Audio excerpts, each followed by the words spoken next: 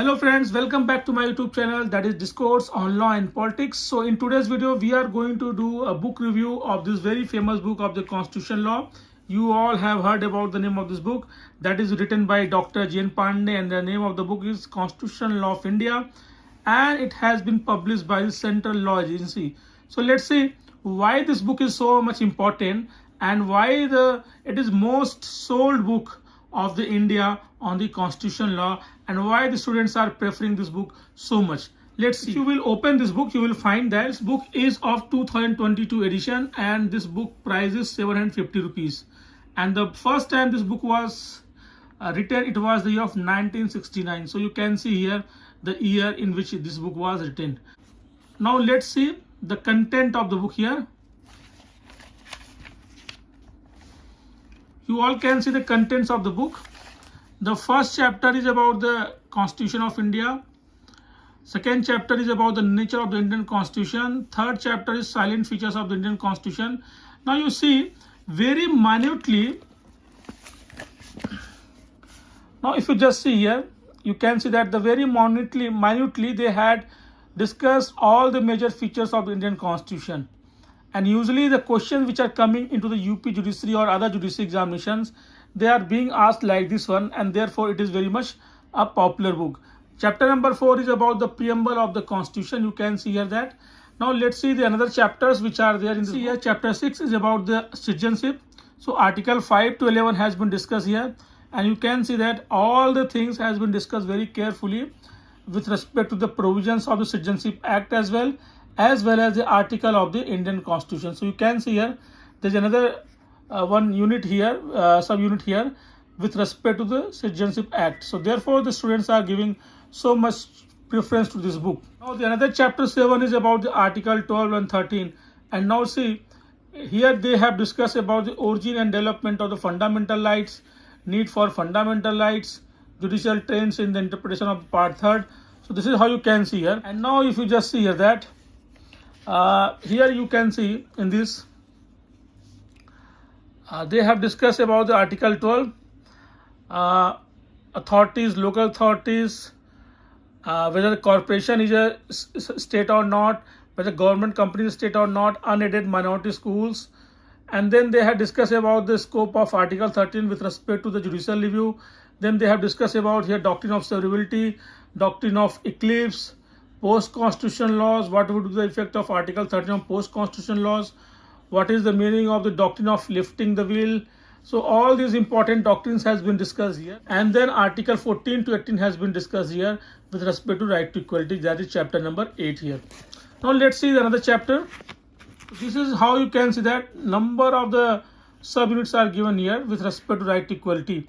Death penalty and all these things has been discussed here. You all can see here. So let's see the other chapters here. So you can see that the chapter of right to equality has been discussed in so much length. You can see page number 159. Now you can see page number 178. Now let's see the content of the chapter. See the content. You can see here the table of cases has been given alphabetical order. You can see a huge list of the case has been given here. Therefore a huge list of the case has been given. Therefore this book is very much important for the case laws. So alphabetical order they have discussed here. You can see here. Now from alphabetical B they have given the case names here.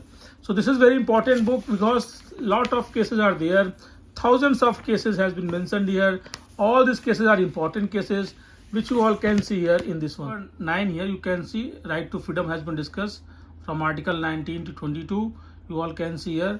So the 6 freedoms which has been given, it has been given pointer wise. So it helps you to make notes very easily. If you are not in a habit of making the notes, then you can refer this book very easily and you can get all the information very correctly and in a very proper manner. Therefore the students are preferring this book because the language is very lucid. You can see the language is not very tough. They are discussing with respect to the case laws as well. They are discussing everything in the lucid manner. So for that it is not problematic for the students to prepare the notes. If they want to prepare the notes, they can prepare the notes by very easily. So you can see that the strike by advocates, whether it is a part of the freedom of the advocates or not, that case has been discussed here. So this book is very lucidly has been written here, and therefore the students are preferring this book one.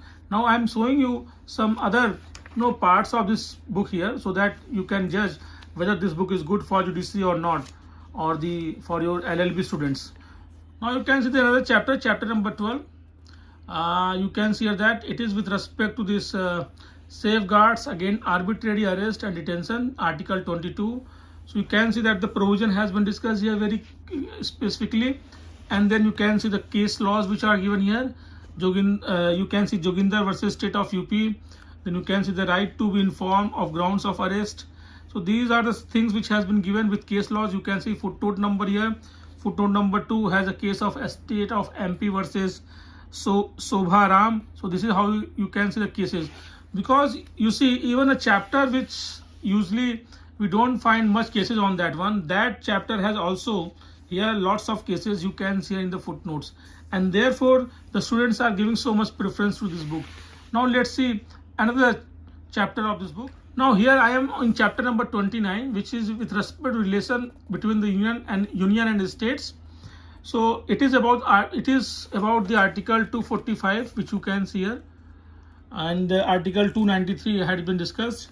So legislative relation has been discussed, territorial jurisdiction has been discussed, and also you can see that the references has been given also here, and the old cases, and that means before the independence of India, the cases has been discussed here also in this chapter.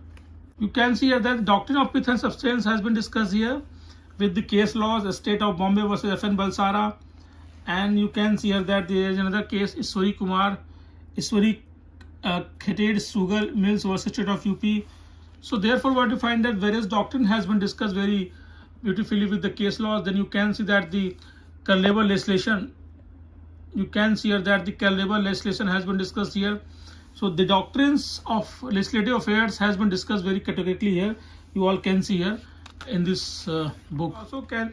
You can also see the theory of basic structure, that means doctrine of basic structure has been discussed with the important case laws, and particularly they had discussed in very good length about this doctrine. They had mentioned about the Golaknath case, and then they come to this case of the Keshwant Bharti, where they had discussed about the majority opinion of Chief Justice Sikri in that case of Keshwant Bharti.